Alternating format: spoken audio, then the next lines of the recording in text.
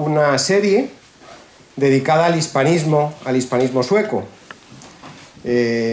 Bueno, pensamos que las nuevas generaciones necesitan un impulso. Ha habido grandes figuras en el hispanismo sueco, varias generaciones, y pensamos que ese relevo generacional pues está un poquito comprometido. No sé, hablaremos luego sobre ello, ¿no? Y al comenzar la serie, pues pensamos que la figura de Artur Lundquist era fundamental por distintas razones. Yo he de agradecer además a Marina Torres que en una conversación con ella y hablándome de Lundquist, pues me diera cuenta del peso de Lundquist en el hispanismo y en muchas cosas más que vamos a ver ahora. Y bueno, pues comenzamos con un plantel de lujo. Voy a presentarles muy brevemente y luego ya pues pasaremos al conversatorio en sí mismo, ¿no? Por orden de ubicación, Anders Kullhed, catedrático en Historia de Literatura, especializado en literaturas clásicas y lenguas romances, autor de un libro sobre Francisco de Quevedo, El instante poético, traducido al español precisamente por Marina Torres y su marido Paco Uriz, muy ligados familiarmente incluso a Artur Lundquist. Está escribiendo actualmente una biografía sobre Cervantes, esperemos poder presentarla aquí, y a la vez está traduciendo al sueco las novelas ejemplares de Cervantes. Y bueno, quizá Anders bueno, todos lo son, ¿no? Pero una persona muy capacitada para hablar precisamente de ese relevo generacional. Él pertenece a varias generaciones después de Lundquist, pero es uno de los hispanistas de referencia en este momento. A su izquierda, René Vázquez Díaz, y agradecemos la presencia del embajador de Cuba, novelista y traductor del sueco al español, entre otros de Lundquist y de Brigitta Trotzig, ensayista en español y en sueco, autor de una trilogía sobre la Cuba profunda, así como de la novela histórica Fredrika en el paraíso, sobre Fredrika Bremer en Cuba, y de El disidente, cuyo ensayo biográfico sobre Artur Lundquist. Fue compilador de ello para la editorial Bonniers, y de la hierba indomable, el libro también sobre Artur Lundquist. Y finalmente, bueno, lo de last but not least está muy manido ya, ¿verdad? Julián Vázquez, profesor e investigador del Departamento de Literatura Comparada de la Universidad de Estocolmo, y que también ha realizado trabajos de edición en los que aparece la obra de Lundquist. Antes de pasar al conversatorio, yo voy a situar un poquito para los más jóvenes que nos honran con su presencia, poner un poquito en contexto la figura de Artur y luego ya pasaremos al conversatorio propiamente dicho. Artur Lundquist nació en 1906, es decir, es un autor plenamente del siglo XX, falleció en el año 91, uno de los grandes intelectuales suecos del siglo XX, poeta, ensayista, crítico literario, traductor y sobre todo un mediador cultural entre Suecia y el mundo hispanohablante. Miembro de la Academia Sueca desde 1968. Nos interesa aquí glosar la figura de Lundquist básicamente en tres ámbitos: el de la creación literaria propia, poesía, ensayo también, el de hispanista y puente cultural con el mundo hispano, y el de, quizá el tema más popular, el de su influencia dentro de la Academia Sueca en relación con el Premio Nobel. La vida y la obra de Lundquist estuvieron marcadas por sus viajes, especialmente a España y a Iberoamérica. A diferencia de muchos académicos, no era un hispanista de escritorio, sino un viajero comprometido, un militante, en definitiva. En su literatura encontramos sensibilidad modernista, conciencia política y una mirada cosmopolita. En libros como Resort and Mall, Viajes sin meta, queda patente su interés por la historia y la cultura españolas, por las huellas de la Guerra Civil Española y por la literatura y por las voces del mundo hispanohablante. Autor también enormemente prolífico, con un libro que a mí me interesa especialmente, Goya y la España goyesca, vistos con pasión y sentido crítico. Por cierto, en unos días tendremos a un conservador del Prado que nos dará una conferencia sobre los cuadros de Goya en el Museo Nacional.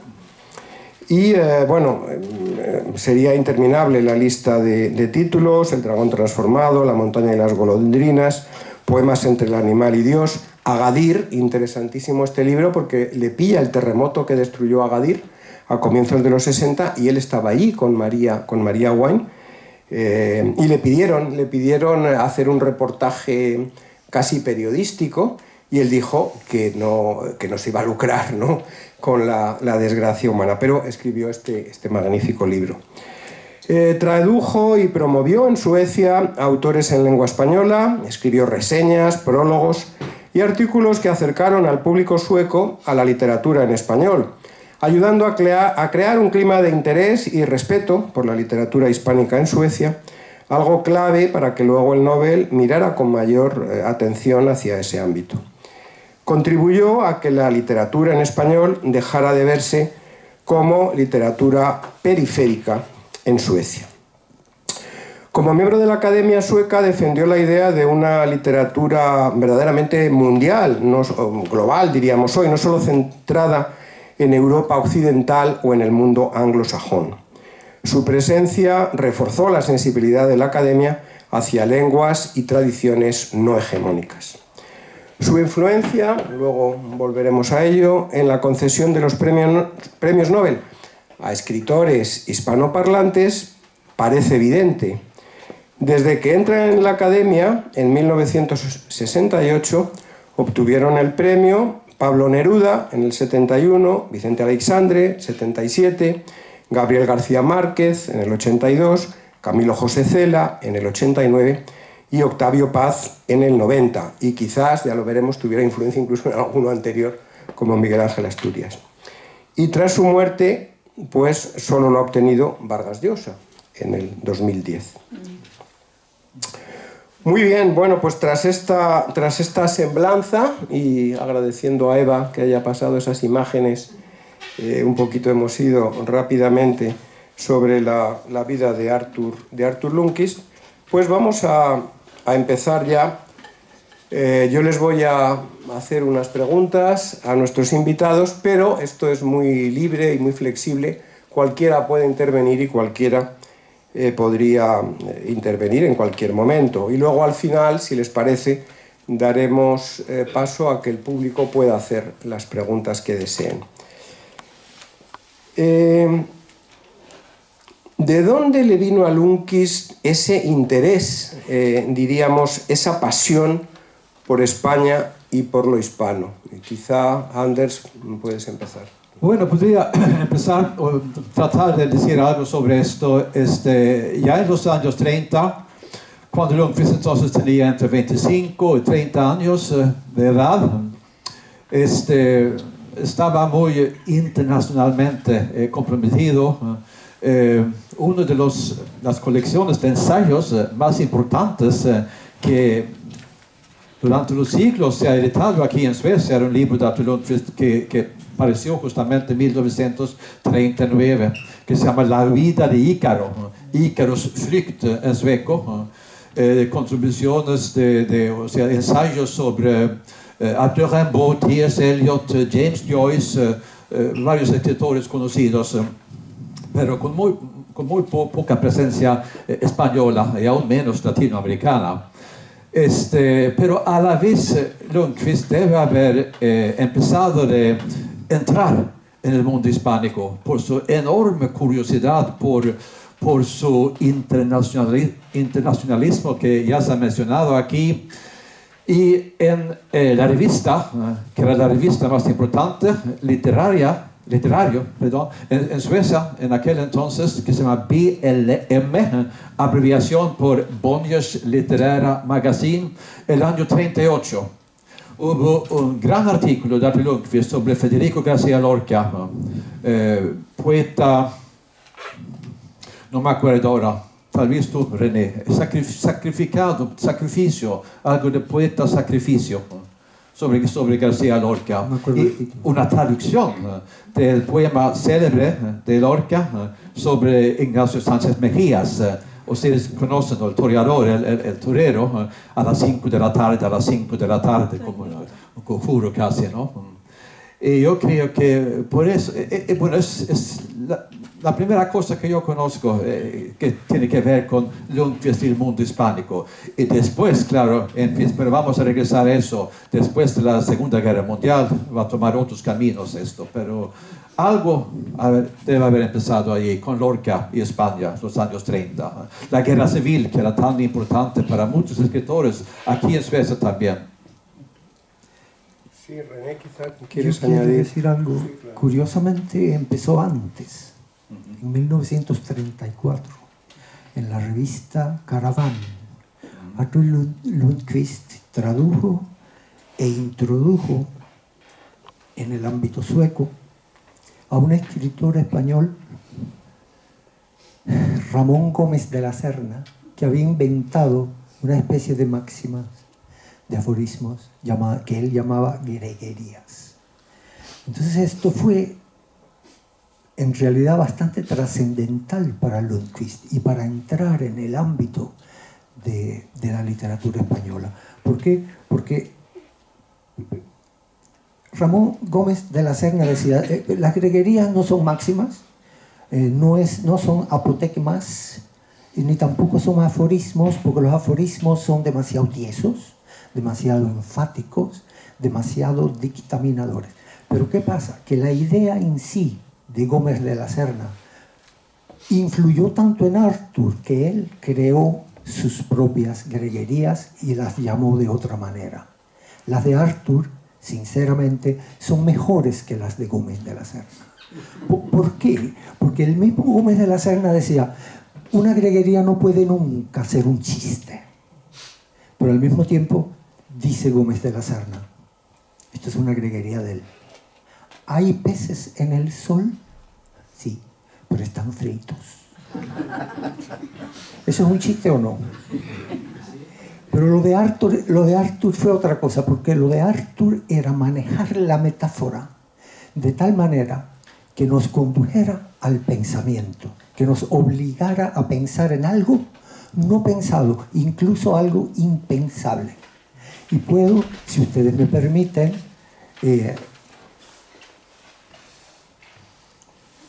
citar 2 o 3 afolirismos de Artur.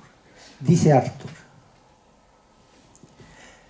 las mujeres más fascinantes pierden siempre algo cuando uno conoce a sus maridos. Entonces esto también puede ser un chiste, pero cuidado, ¿eh? Dice Artur: di algo alevoso, así la policía secreta no te espiará en vano. ¿Ok? Dice Artur: cuando te hayan despojado de todo, te consolarán con que aún te queda la condición humana. ¿Ok? Entonces dice Artur: no se te olvide, y esto que voy a leer ahora es la base de este libro que yo escribí sobre Artur. Dice: no se te olvide que todo cuanto digas será usado contra ti hoy, mañana y después de tu muerte. Y el último, que sí quiero decir, para que vean que las greguerías de Gómez de la Serna no se acercan a Artur. Dice Artur, y con esto termino: un sueño en harapos, escupido por los pordioseros y expulsado de la ciudad, a pesar de todo, se niega a ahogarse en el río. Bueno, gracias. Me estás dando una idea, y es invitar a Prada, Juan Manuel Prada, que es el gran defensor de Gómez de la Serna, y que haya aquí un torneo entre los dos. Sería lindo. Invitamos al repentista y podemos formar ahí hasta con raperos, ¿no? Damos el paso Exacto. a la siguiente generación.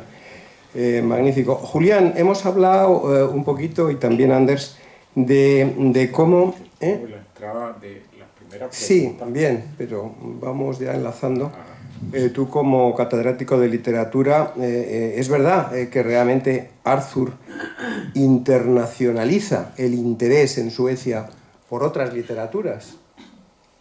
Sí, pero la entrada de Arthur al mundo hispano, yo creo que se hizo particularmente a través del arte, la pintura.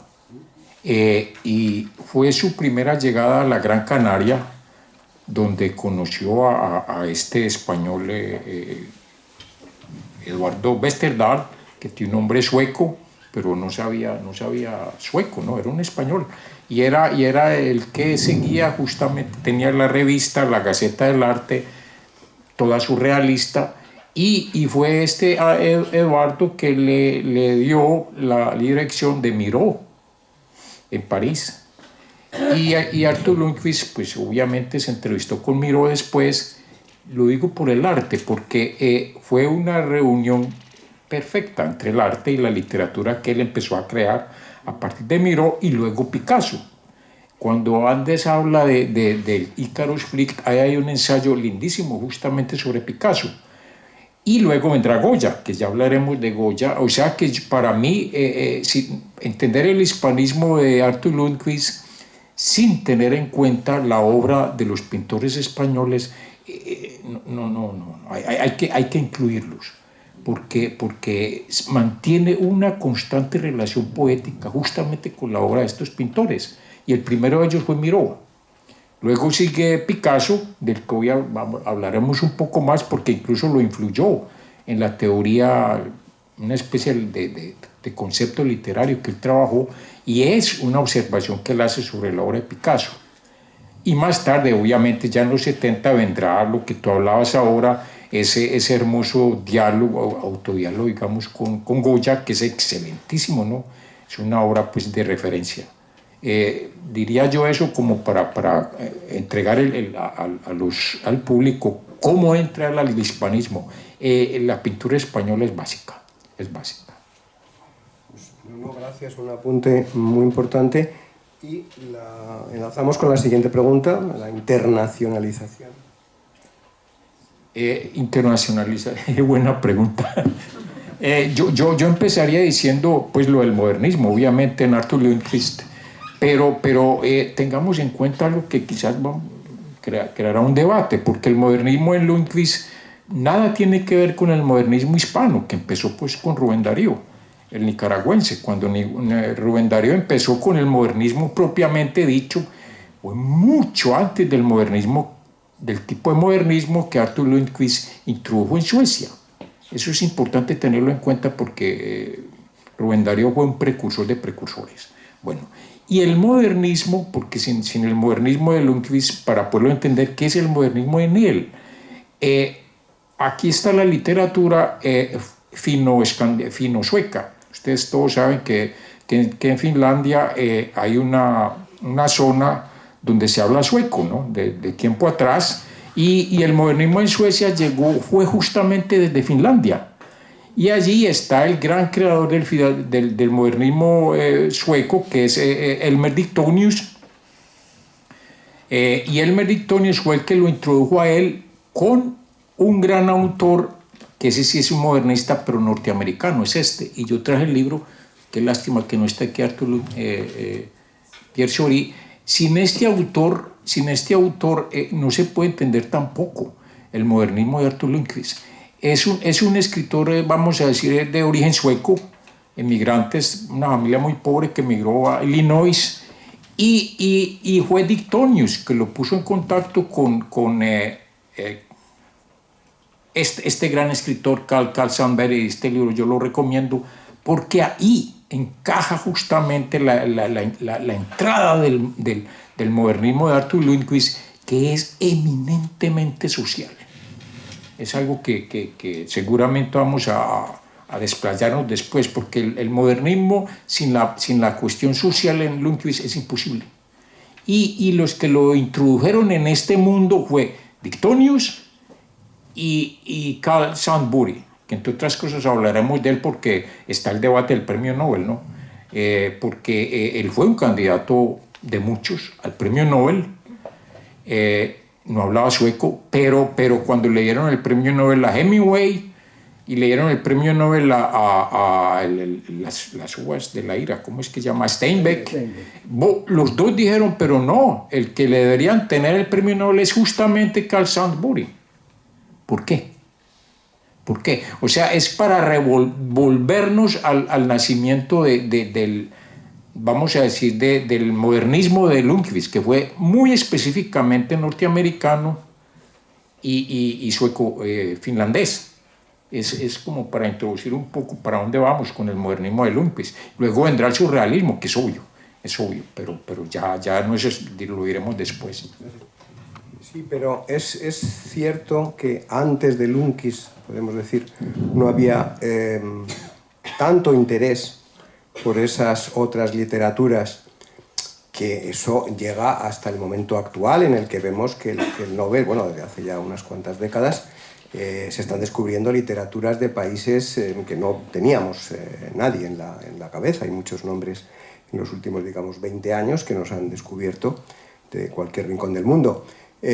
Podemos decir efectivamente que a partir de Lundquist hay un antes y un después de esa apreciación de literaturas. En el caso de Lundquist está claro que él abre al mundo hispano, pero no solo al mundo hispano. Anders, ¿puedes añadir algo? Bueno,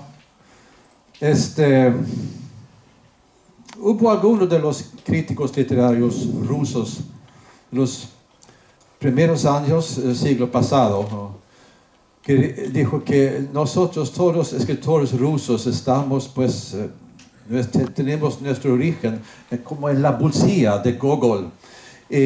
Carlos Fuentes convirtió este dicho al contexto latinoamericano diciendo que todos nosotros provenimos de Borges. Yo diría que todos los hispanistas en sueco hoy día provenimos de Arthur Lundquist de alguna manera, porque es el gran pionero en ese sentido. Antes de Lundquist había algunos. Había Edvard Lidfors, por ejemplo, que tradujo a Cervantes, al Quijote, a los 1880-90, esas décadas. Había especialistas académicos, pero alguien que realmente embarcaba a todo el contexto hispánico como Arthur Lundquist, con una gran énfasis, claro, no a todo el tipo de literatura. Hay muy poco de literatura tradicional de Lundquist. Ha escrito muy poco, dedicado poca atención a escritores como los clásicos, como Góngora, etc. El modernismo es su gran tema, ¿no?, la literatura moderna.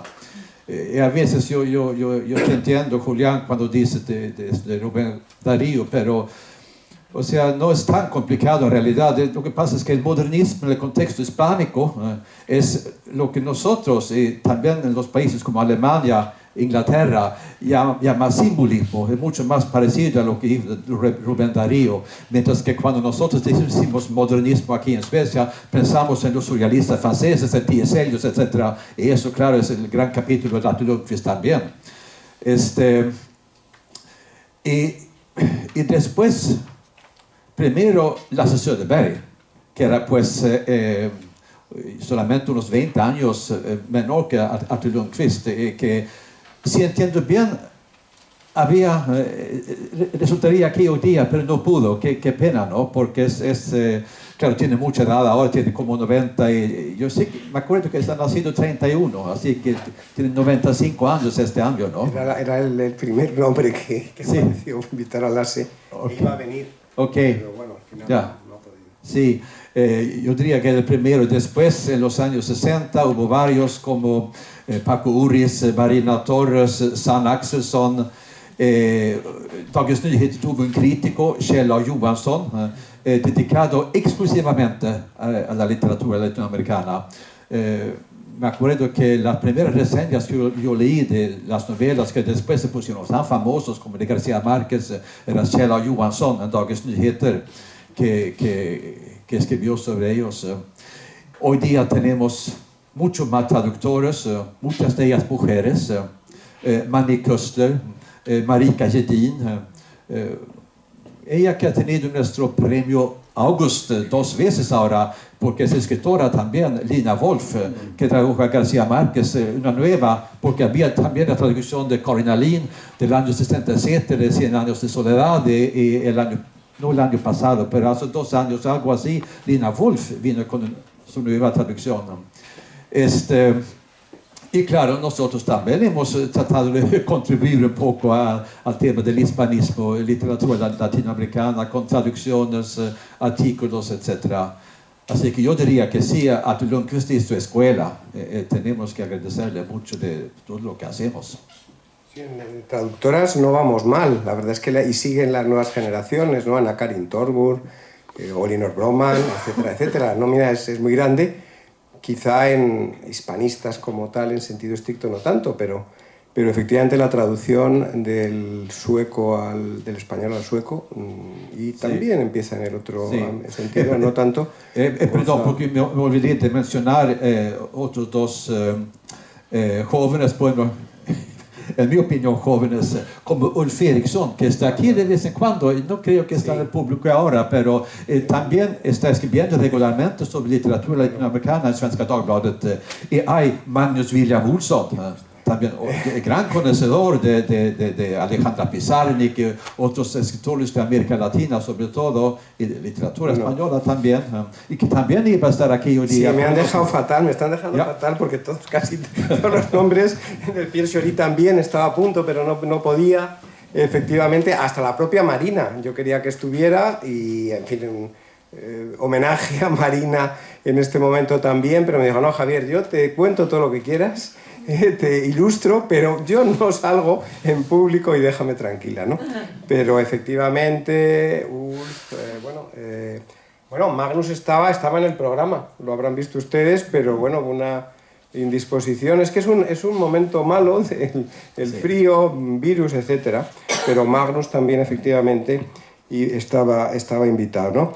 Bueno, vamos a ir, yo creo que ya hay mucha inquietud por los premios Nobel, ¿no? A ver qué pasa, ¿por qué no se lo dieron a Borges? Que va a ser el gran título quizá periodístico. Tenemos a un gran periodista de raza y escritor y ensayista, como Carlos de Kermolina. Entonces, no sé, luego le pediremos el titular al acabar la sesión, ¿no? Antes de proseguir, sí es bueno hacer un parangón entre un gran hispanista que no se ha nombrado acá y que lamentablemente, pues, porque se suicidó, hubiera sido una contraparte del trabajo de Artur Lundkvist, y es Hjalmar Gullberg, indudablemente, porque Hjalmar fue, pues, promotor del premio Nobel a Gabriela Mistral, y fuera de eso fue el gran traductor de García Lorca. O sea, sin Gullberg, que fue un maestro para Lundkvist, así lo veo yo. Sí hay que entender ese parangón de Hjalmar Gullberg y Lundkvist. Lo diría yo, pues, para que lo tengamos en cuenta, hispanistas o algo así, Gullberg, enorme. Bueno, muchas gracias. Sí, bueno, adelante, René. Hablando... ¿El premio Nobel o no? ¿O seguimos con el tema de los orígenes del hispanismo? El premio Nobel también, sobre todo el de Borges. Yo creo que en ese sentido debemos oír, escuchar qué fue lo que Artur Lundkvist me dijo a mí, me respondió a mí, cuando yo le hice la pregunta sobre la siguiente pregunta. Está publicada en el número de marzo de 1989 en el Uruguayo, y yo le pregunté concretamente, en todo el mundo hispánico, ese soy yo el que pregunta, ¿a usted se le imputa el no haberle dado el premio Nobel a Jorge Luis Borges? ¿Le parece justo? Esa fue mi pregunta. dice Arthur. Me parece que es como reprocharme el no haberle dado a nadie la isla de Gotland. Pero René... Lo cierto es que ni yo, ni ningún otro académico puede darle ni negarle el premio a nadie. Simplemente porque el Nobel no tiene dueño. ¿Por qué cito esto? Porque hay una pequeña cosa en Arthur Lundquist que se pierde un poco, y es el respeto profundo de Arthur hacia la academia como institución. Y con respecto a el hombre del Nobel, tal y como se le suele llamar, sobre todo en el mundo hispánico, Arthur decía: René, si yo soy el hombre del Nobel, ¿quién es el hombre del Cervantes? O sea, él no aceptaba que él fuese el hombre del Nobel. Él lo dice muy claramente en esta entrevista, que lo único que uno puede hacer es escribir artículos, ensayos, introducción de escritores, que es lo que él hizo toda la vida. Con el propio Borges, ¿verdad? Con el propio Borges. Ahora bien, Borges irritaba a Arthur Lundquist. Vamos a ver. ¿Por qué lo irritaba? Lo voy a decir en cubano. Arthur Lundquist era un guajiro de Odeyunga. Su padre era un labrador.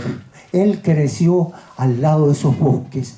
Él se autotitulaba: yo siempre fui un vagabundo fluvial, porque él caminaba al lado de los arroyos y de los riachuelos, y esa fue su infancia. Entonces Arthur se identificaba profundamente con multitudes que quieren vomitar, con el hecho de que una persona puede ser asesinada por el cielo. Ese era Arthur Lundquist. Y allí entraba toda su, como tú has dicho, su visión social de la literatura, su inclusión política, que es lo que yo cito en este libro. Pero esa visión política de Arthur nunca contagió su propia literatura, que siguió siendo intensamente literaria y nada más. ¿Qué otra cosa yo quería decir? Bueno, yo creo que fuiste tú el que mencionaste el premio de Hemingway. Sí, sí. Bueno, cuando le dieron el premio a Hemingway, y esto también es como una radiografía de Arthur Lundquist, cuando le dieron el premio a Hemingway, Arthur todavía no pertenecía a la academia. Y el candidato que Arthur personalmente tenía al Nobel, el Haldon Laxness, de Islandia. Pero Laxness era comunista. Entonces dice Arthur, cuando le dan el premio a Hemingway: es un buen premio, pero claro, entre un alcohólico y un comunista, la academia ha elegido al menos peligroso. Ese era Arthur Lundquist, también. Casi otra ganadería, ¿no? Exacto, ese era Arthur Lundquist. Ya que has sacado el tema, que inevitable, ¿no?, de la militancia política, también se le achaca que se opuso a Graham Greene, también a que se le diera a Graham Greene, incluso a Golding, ¿no?, aunque luego hizo unas declaraciones en las que no se oponía tanto. ¿Qué hay de esto? ¿No? Es decir, ¿hasta qué punto algo ajeno a la literatura podía influir en esos juicios de valor? Puedo decir algo sobre Borges, por ejemplo. Él conoció a Borges en 1945 a través de Gabriela Mistral. Cuando le dan el premio Nobel a Gabriela Mistral, Arthur le pide una serie de cartas de recomendación. Entonces Arthur va a parar a Argentina, y él lo cuenta también en mi entrevista, y entonces Borges lo lleva a oír milongas, y lo lleva a una esquina, qué sé yo, rosada, lo lleva y le cuenta de su historia. Pero ¿por qué Arthur se sentía irritado por Borges? Él decía que Borges tenía gestos ampulosos. Por ejemplo, y es lo más que irritaba a Arthur, que tiene que ver con Cervantes. Dice Borges: Yo a Cervantes lo leí en traducción inglesa y me pareció una obra excepcional. Pero cuando leí el original de Cervantes, me sentí totalmente decepcionado. Ustedes no... o sea, nosotros tres aquí, el único en realidad que tuvo una amistad cercana, estrecha, entrañable con Arthur Lundquist fui yo. Entonces ustedes, yo soy incapaz de explicarles a ustedes la irritación de Arthur con Borges de decir esta estupidez. Así dijo, esas son palabras de Arthur Lundquist. ¿Cómo puede decir eso? Que el original de Cervantes le parece una mala traducción de no sé qué.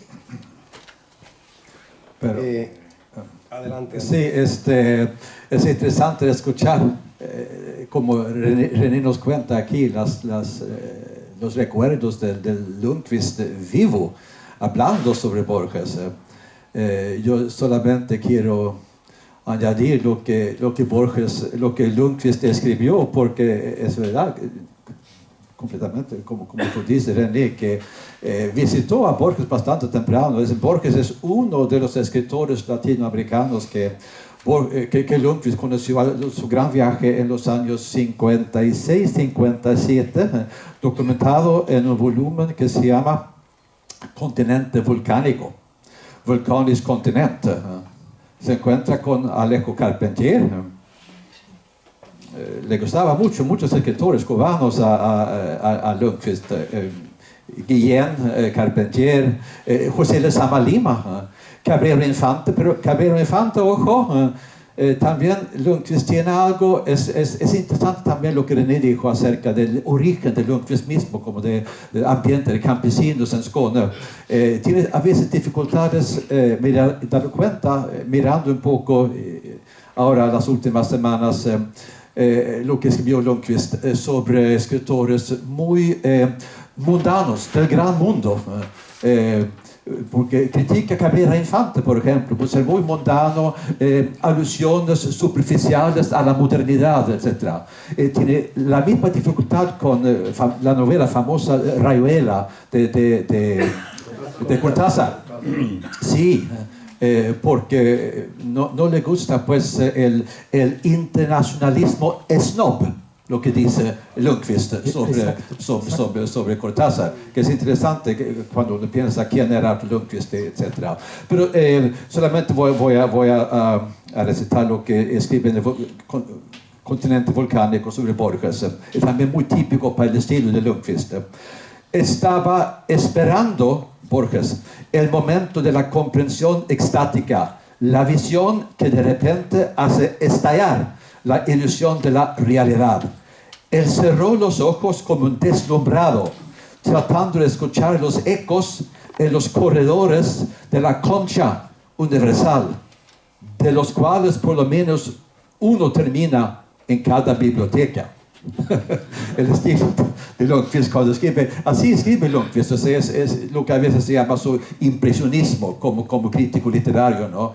A veces uno pregunta dónde está el análisis, pero Lundquist escribió de una manera muy retórica, muy inteligente también, pero una retórica inteligente es el estilo. Y solamente para terminar esto, tal vez no para terminar, pero para añadir algo a la discusión sobre Borges y el premio Nobel. Ustedes saben que los archivos de la Academia Sueca están cerrados por 50 años. Después se puede abrirlos. Y hay un periodista en Svenska Dagbladet, Kai Schüler, que cada año abre los nuevos archivos. Así que el año el año pasado, 25, tenemos pues acceso a los archivos del año 1975. Y Lundquist vino con la propuesta de compartir el premio entre Vicente Alexandre y Jorge Luis Borges. Así que uno siempre escucha todavía a veces que no, Borges no quiso, a Lundqvist no le entendía a Borges, no quiso a Borges. Yo entiendo lo que René dice del tipo muy, muy internacional, el tipo muy de gran ciudad de Borges, Río Platense Borges, que mucho más fácil para Lundqvist entender a Neruda, por ejemplo, que tipo como Borges, pero es un error de decir que a Lundqvist era pues gran, porque entonces 2 años después, 77, ya el premio Nobel, pero no compartido solamente Alexandre. a Vicente Alexandre, ¿no? Yo no sé por qué, pero también 2 cosas, que la academia con el fracaso, por decirlo así, el premio Nobel a de Martinson y Eyvind Johnson ya no quieren compartir ningunos premios. Solamente una persona que lo tiene cada año. Puede ver con esto y también que el año, entre esos años, entre 75 y 77, Borges, que había hecho, ustedes saben todo, vino a Chile y tuvo, ¿cómo era? Tuvo una medalla o algún orden, no sé, de Pinochet, ¿no? Sí, bueno, había traído, aquí tengo el libro tuyo, precisamente sobre la generación del 27, y realmente sorprendió, no sé, voy a decir a lo mejor una herejía, ¿no? Pero sorprendió un poco que fuera Alexandre, fue a los 50 años precisamente del 27, o sea, era un año también muy simbólico, ¿no? Sí. Pero que fuera Vicente Aleixandre. Todavía vivía Alberti, vivían nombres grandes de la generación del 27 que en España pues hubiera extrañado menos, ¿no? Aleixandre, muy valorado, efectivamente, pero él había traducido, el propio Lundqvist había traducido a Aleixandre, ¿verdad? ¿Por qué crees o creéis que fue Aleixandre el elegido de la generación? Casi fue un premio a toda la generación, ¿no? Pero ¿por qué fue Aleixandre el elegido y no Alberti, por ejemplo? Con el que debía estar más cercano ideológicamente. Sí, es un misterio. Yo le habría dado a Rafael Alberti, pero pues sobre Los Ángeles. Sobre eso yo puedo decir lo que Arthur decía. Repito, como yo era amigo de él, yo nunca le hacía preguntas en ese sentido exacto. Por ejemplo, sobre Alejo Carpentier, que yo lo llevaba en el corazón. O sea, ¿por qué no le dieron el premio a Alejo Carpentier cuando Arthur decía, me lo dijo a mí, e incluso lo escribió en algún lugar, que la novela Los Pasos Perdidos era una de las novelas más perfectas escritas en español en la América Latina? Pero él decía, crípticamente decía, uno a veces fracasa.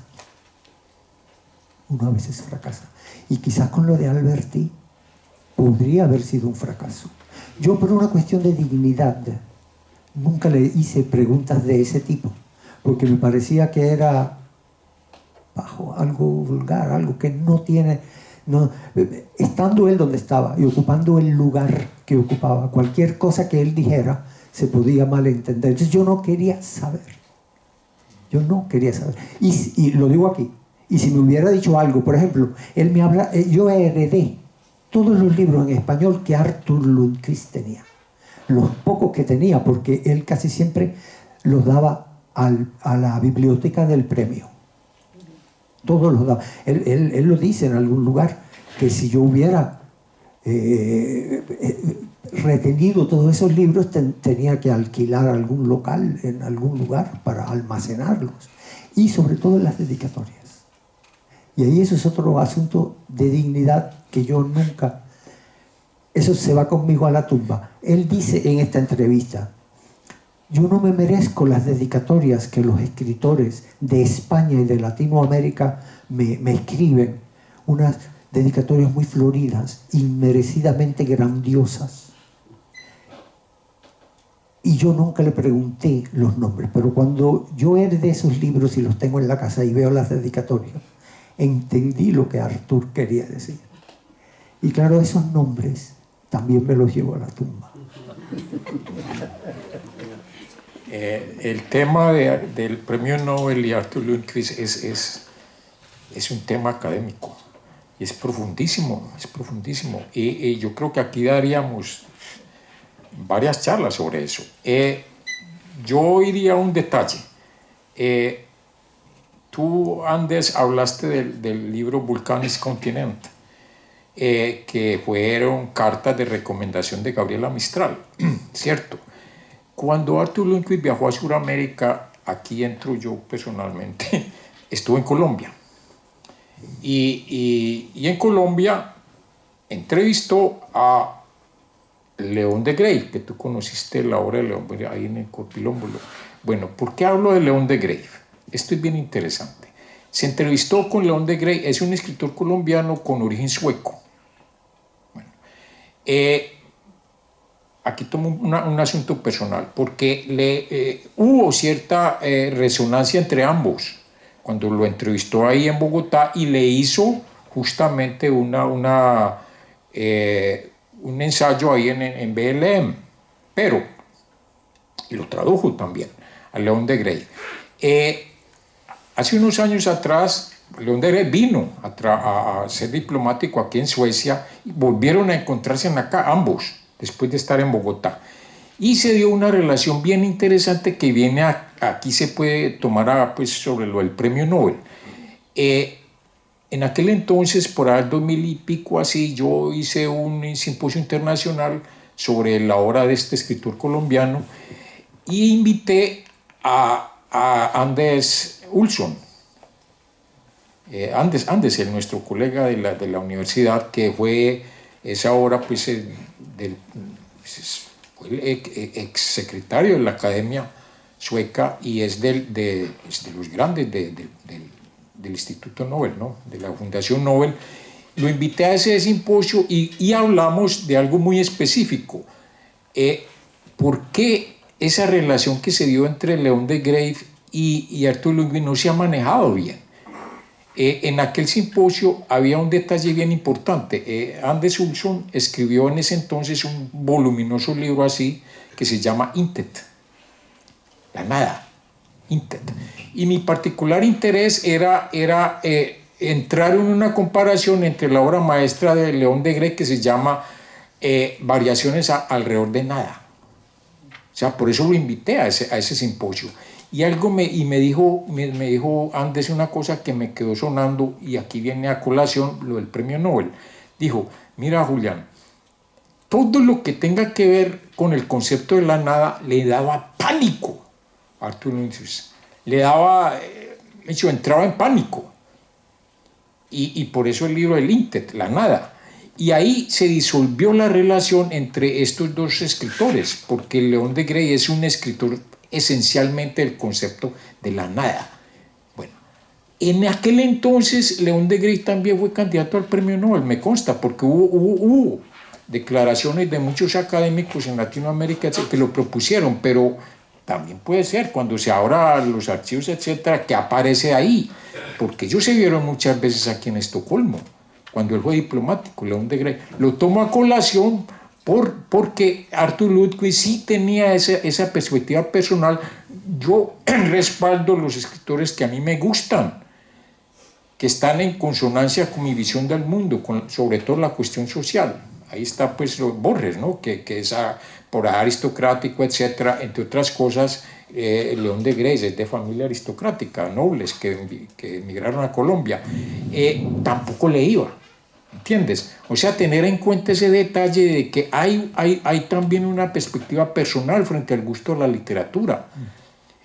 Y un escritor que se concentre en el concepto del Intet, la nada, no vale.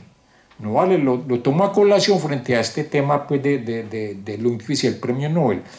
Y si vamos a ahondar más, pues llegaremos seguramente, vamos a seguir con este tema, pues la cuestión de Pablo Neruda. Ya hablaste de Alexandre, pero ahí diría yo algo, la relación que tuvo Arthur Lundquist con este gran poeta español Justo Jorge Padrón. Hay que tenerlo en cuenta porque justo Lundquist estaba trabajando en ese entonces con Justo Jorge Padrón, que es un gran conocedor justamente de Alexandre, ¿no? Y Justo Padrón empezó a traducir la obra de Lundquist al al español y a María también, porque él hizo una traducción de los poemas de María al español, ¿no? Entonces es algo que hay que observar, porque entra un nuevo personaje, aparte de María, pues digo, de Torres y de Paco, entra justo Jorge Padrón, lamentablemente murió de COVID recién, pero es un personaje que hay que tenerlo en cuenta. Sí, sí, y canario, exacto, porque Lundqvist, llamaría yo la relación que tiene geográfica y emotiva con las Canarias es importantísima, porque justo Jorge Padrón es canario, sí, es canario. Para que tengamos en cuenta eso, ¿por qué Alexandre se involucró ahí? Pues que ya estaba justo Jorge Padrón dando ahí. Es una observación que hago, ¿no? Interesante. Un gigante nebuloso, lo llamabas tú, en un artículo del año 86, tengo aquí, ¿no? Cansa simplemente leer todo lo que hacía, ¿no? Es decir, la cantidad de... ¿Dónde publiqué yo eso? Pues aquí lo tengo. Bueno, da igual. Bueno, Perdón. Escritor prolífico, traductor, incluso, bueno, en el debe a lo mejor alguna crítica de que a lo mejor escribía demasiado y que no revisaba cosas y le sacaban errores, y alguno además le tenía ganas y le contaba los errores, ¿no? Creo que hay hasta errores contados. Me parece una fuerza de la naturaleza, ¿no? Lundqvist, ¿no? Esto le perjudicó quizá para que él mismo no fuera premio Nobel, porque también él hacedor de premios Nobel, pero Lundqvist como candidato al Nobel, ¿qué podéis decir de eso? Yo creo que aquí hay que recordar lo que Anders dijo sobre el premio del gran amigo de Arthur, compartido con otro gran amigo, y yo no sé. Lo que voy a decir es una opinión, no nada que Arthur me dijo. Pero René Vázquez Díaz cree y está convencido de que Arthur nunca hubiera aceptado el premio. Nunca, ni tampoco le interesó a sí mismo. Pero lo que tú dices, Javier, de que Arthur escribía demasiado, es verdad. Escribía metáforas en cascadas. Por eso yo quise hablar un poco de sus afolirismos, porque de pronto Arthur se convierte en otro. Yo publiqué en Suecia tres libros donde yo reuní los mejores afolirismos de Arthur. Y es otro escritor, es otra persona. Por eso yo mencioné a Gómez de la Serna. Pero también es interesante mencionar lo que Arthur escribió sobre Cela y lo que él pensaba sobre Cela. A él le parecía que Cela se merecía el premio Nobel ya desde la colmena. Desde la colmena. ¿Por qué? Porque Cela, por ejemplo, es todo lo contrario de un Borges. Es el hombre que te pone delante muchísimos destinos humanos hondamente personalizados. Mientras que Borges era un hombre de la biblioteca. Cela era un hombre de colmena. Era capaz en ¿cómo se llamaba el santo? 1936. Un santo, uno de los tantos santos de la obra de Cela. La obra de Cela. San Camilo. Gracias, San Camilo, que por cierto es el día en que rompe la guerra civil. Y a Arthur le interesaba muchísimo eso, le parecía que era una manera muy creativa de decir, esto es España, y al mismo tiempo, este soy yo.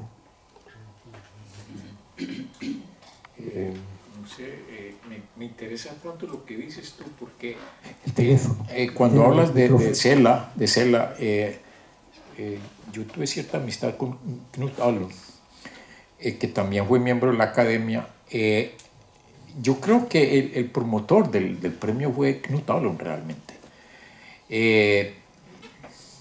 por muchas cosas. Y había una ambivalencia en esa relación entre Knut Ahlund cuando entró a la academia, que es un gran hispanista que hay que tener en cuenta acá, indudablemente. y fue un promotor para otros premios que llegaron después, ¿no?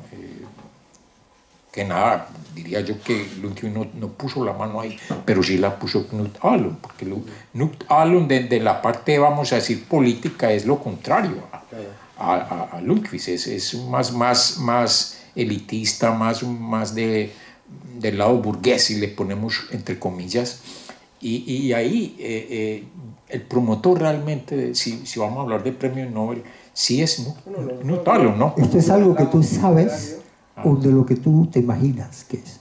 Es algo que tú sabes. Mira, Observa con qué cuidado yo hablo. Bueno, seré cuidadoso, porque cuando yo hablé con los... hablo de lo siguiente, porque no es que entremos en debate. Hay otro gran traductor que hay que sacar a colación acá, fue Ernesto de Torey. Ernesto de Torey irritaba.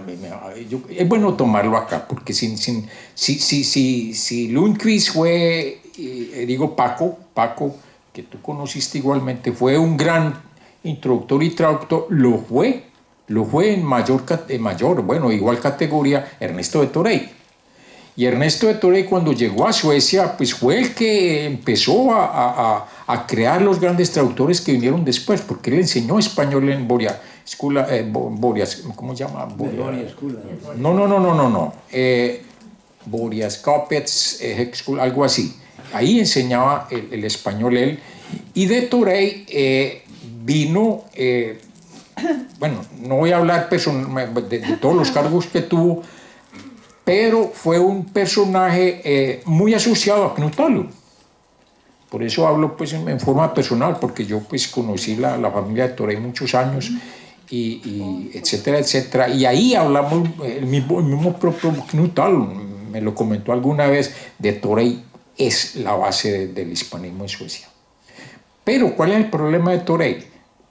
De Torey irritaba a todos los escritores, yo creo que a Lundqvist también, porque cuando salía una traducción de un escritor hispano a sueco, él lo primero que hacía era observar así, con pedacitos, aquí hay un error, aquí hay un error, aquí hay un error, aquí hay un error, y los irritaba a todos. Uno, Suna Selson, que ya murió, con ella tuve una amistad también, siempre que yo le hablaba de Ernesto de Torres decía, ese maldito. No, pero es que lo decía varias veces, y es justamente por ese estilo que él tenía de criticar las traducciones, y no me cabe duda que criticó las traducciones de Lundqvist, porque yo no sé, tú que conociste a Lundqvist, ¿dónde habla el de Torey? Cuando fue realmente el que introdujo la traducción en Suecia. Sin de Torey, sin esa escuela que él creó, no la hay realmente. Y lo digo, no sé, a sentido personal. Y yo no sé dónde escribió. Pero sí es bueno tener en cuenta a de Torey, porque sí es un hecho. Nunca me dijo nada sobre eso. Y hablo de Knut Alund porque sí fue la base de su hispanismo. Fue la base del hispanismo que Knut Alund llevó a la academia, fue Ernesto de Torey. Por eso comento ahora, pues, personalmente, entre otras cosas, pues fue amigo personal de Gabriela Mistral, etcétera, y fue el que de Torey abrió mucho el campo y fue el experto del premio de la Fundación Nobel, entre otras cosas, ¿no? Muchas gracias. Sí, parece que en el premio de Cela sí que se cita a Knut Alund, como también, así como en otros premios Nobel es solo Arthur Lundqvist, el de Alexandre u otros, pero Knut Alund, que además, bueno, yo voy a hacer un poco de árbitro entre los dos, pues sí, había un poco la parte literaria, efectivamente esa admiración por La Colmena, que la compartimos todos, es decir, aunque no hubiera escrito nada más Cela, ya por La Colmena tendría que estar en la historia de la literatura, y luego la parte ya social, porque efectivamente Cela era bastante burgués, acabó, digamos, llevando una vida muy burguesa, pero ahí vino Alund, entonces entre los dos yo creo que se aliaron para darle el premio. Una frase lapidaria de Arthur, la tengo anotada aquí. Después de Pascual Duarte, la narrativa española pudo empezar a respirar otra vez. Lo clavó. Bueno, podríamos seguir horas y horas. A mí me gustaría haber tocado, a lo mejor merece una sesión a María, ¿no? Esa pareja que hemos visto, ¿verdad? Las fotos que luego podemos ver fuera. Bueno. Y aquello de detrás de un hombre hay una gran mujer, o detrás, al revés, o detrás de una mujer siempre hay un hombre, ¿no? Y entonces una pareja que estuvieron hasta el final. Pero no me resisto a preguntaros una cosa, ¿la poesía cura? Y ¿sabéis por qué lo digo? Lo de la poesía cura, hablando de María y de su enfermedad. No sé si tú, René, que... La enfermedad de Arthur. La enfermedad de Arthur, cuando está en coma, no sé cuánto, 3 meses en coma, sí. Y María le leía poesía. Exacto. Y entonces, bueno, parece ser, y yo creo que hasta algún neurocientífico se reían de ella, o más bien la trataban mal, la trataban... Aquí también ella lo cuenta.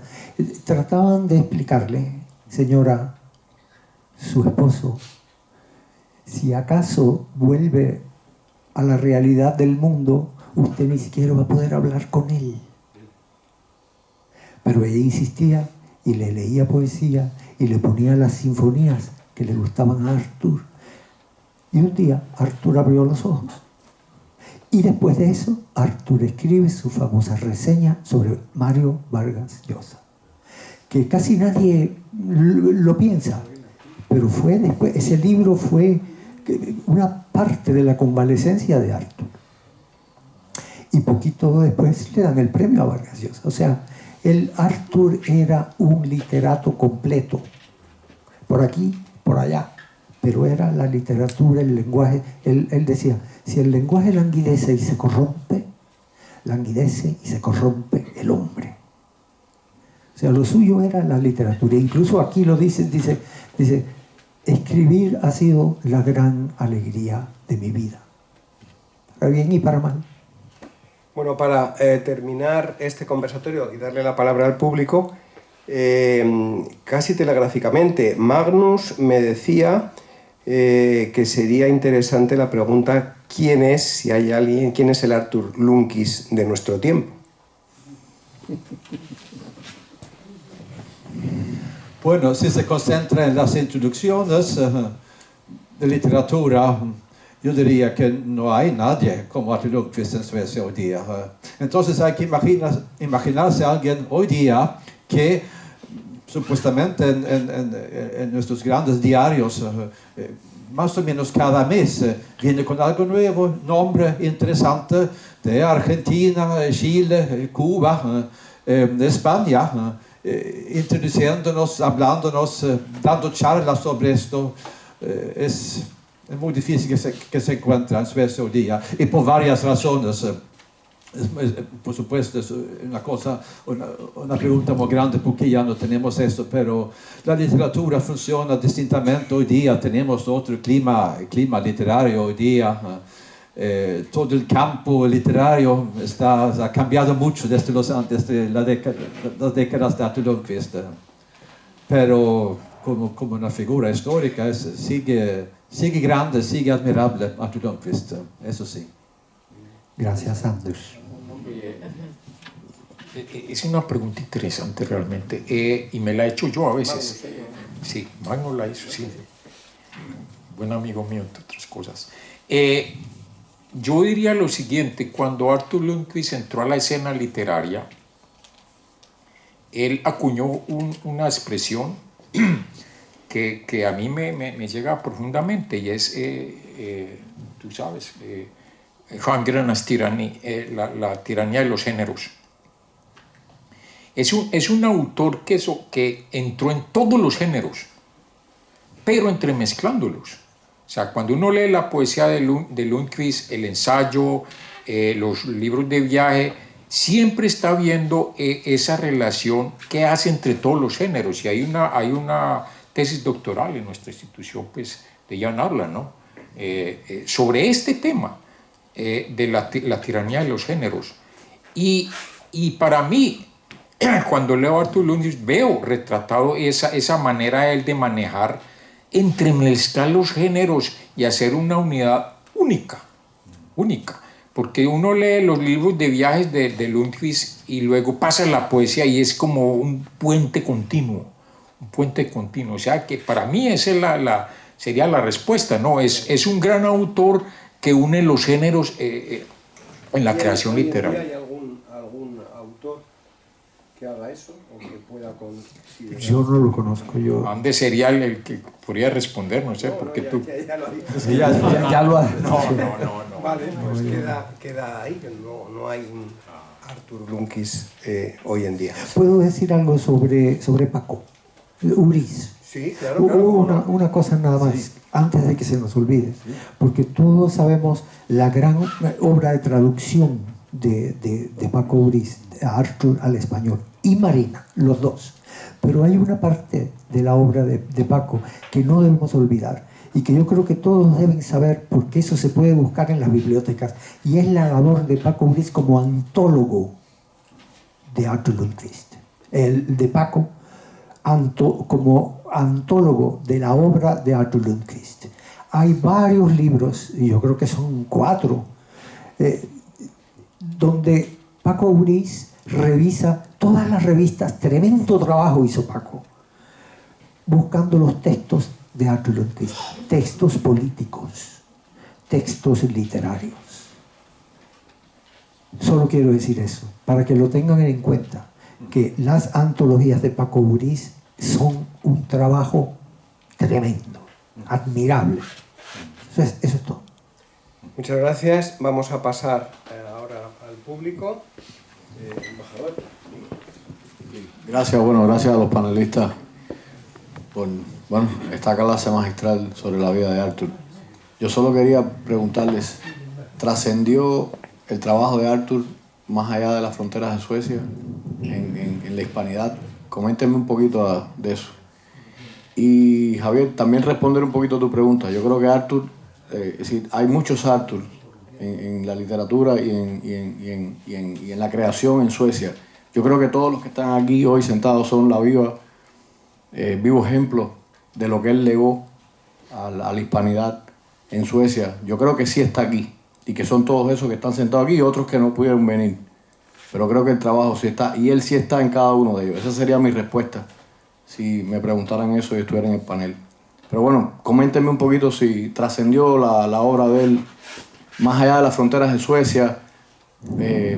Llegó su trabajo a otros países en Europa. ¿Cómo veían el trabajo de Arthur? Gracias. Cuando Arthur cumplió 80 años, yo publiqué un libro para la revista Bonniers, este libro que se llama La hierba indómita. Y aquí hay una cantidad enorme de ejemplos de escritores de lengua española que escriben sobre Arthur Lundqvist. Y yo creo que al primer personaje que debemos agradecer la repercusión que la obra de Arthur ha tenido fuera de Suecia es Paco Uriz, una vez más. Yo traduje también, no me acuerdo ahora cuántos libros de Arthur, creo que fueron 3 o 4. Y bueno, Neruda ha escrito sobre él, Octavio Paz ha escrito sobre él, Alberti, muchos han escrito. Carlos Fuentes, Claro, Octavio Paz también. Y bueno, principalmente Neruda. Recordemos que Arthur Lundqvist, y esto yo lo sé, no es que yo lo crea, Arthur Lundqvist aceptó ser miembro de la Academia Sueca para luchar por el premio para Pablo Neruda. Una exigencia.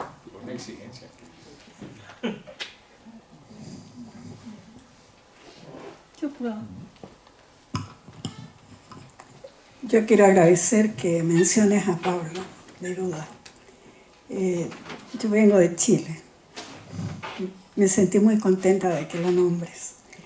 En Chile, el 70, 71 fueron años muy importantes para nosotros, y para nosotros que Pablo Neruda hubiera recibido el premio le dio como un empuje a Chile universal. Lo sacó del mundo local y lo hizo universal.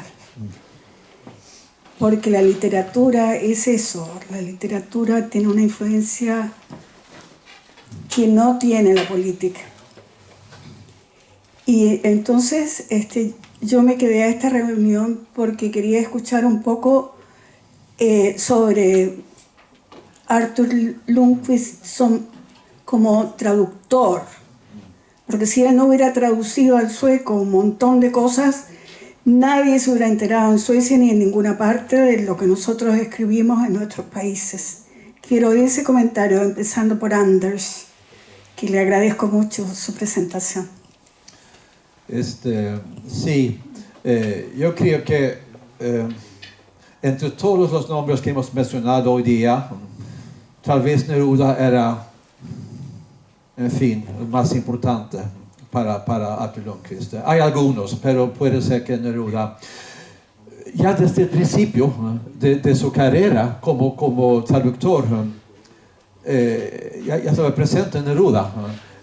Su vistelse på jorden, que es sueco por residencia en la tierra, vino ya en el año 50.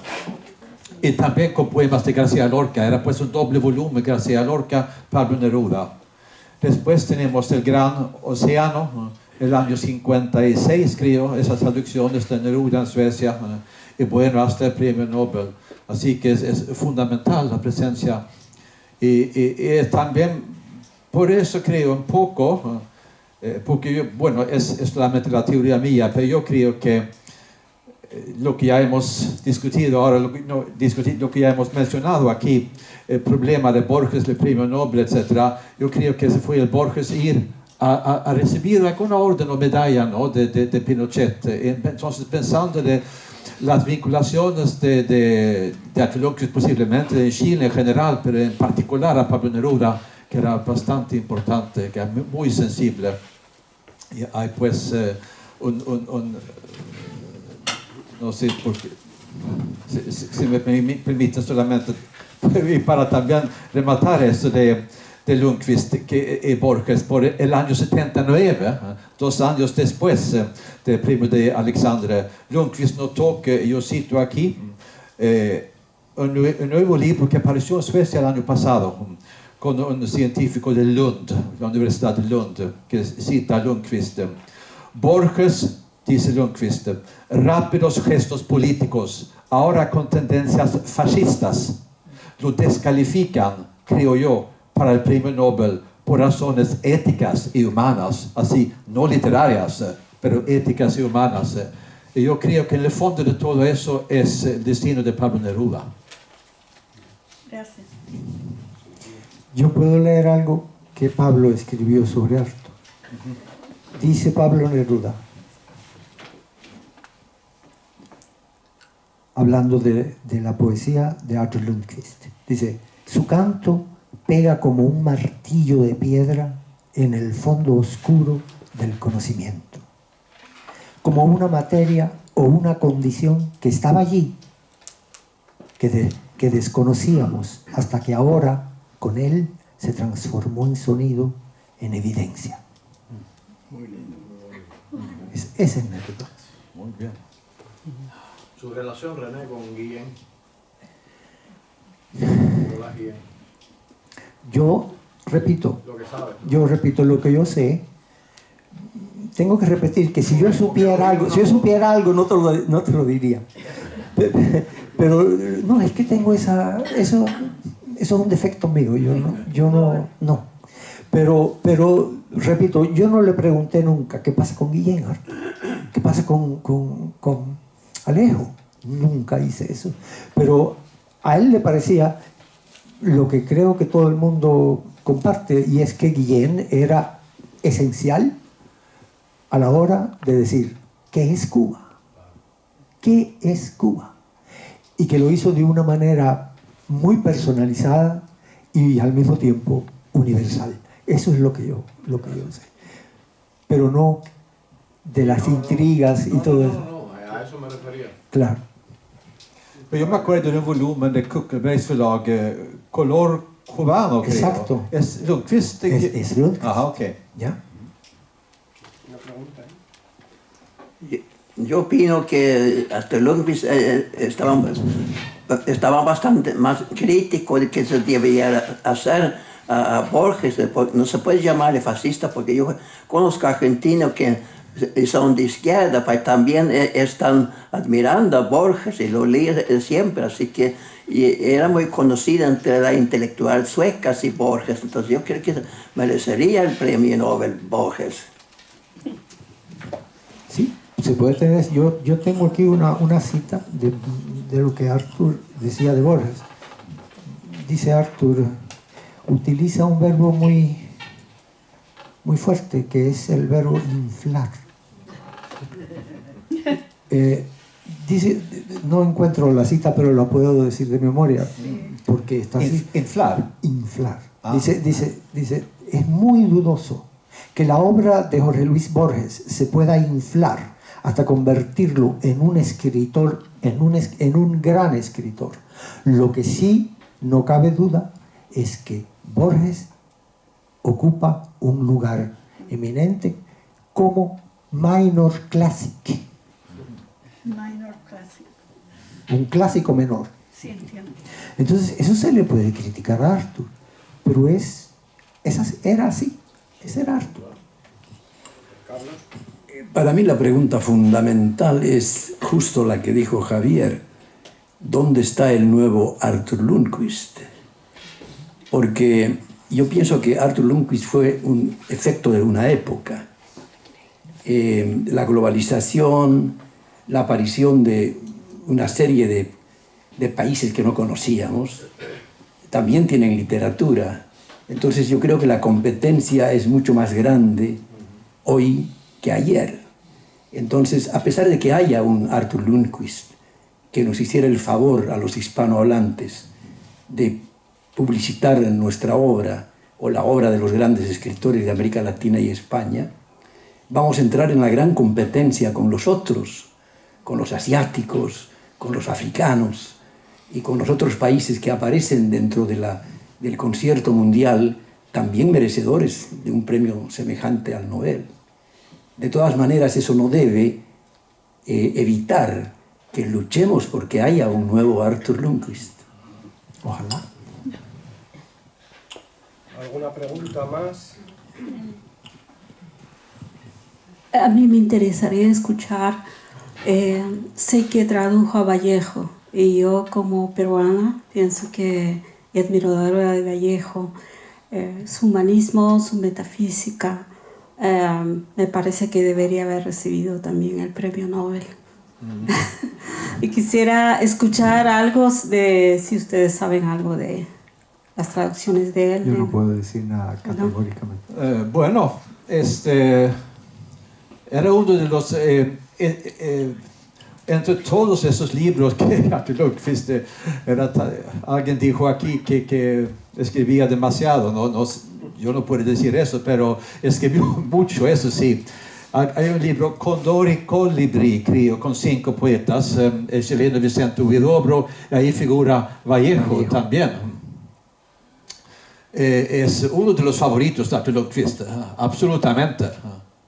Me acuerdo de artículos de Arthur Lundqvist donde cita Vallejo. Quiero escribir, pero me sale espuma. Lo que Vallejo dice en Trilce, ¿no? Que su segunda poemario es... Y la gran influencia de Vallejo en la literatura posterior, en la poesía. Ya ves.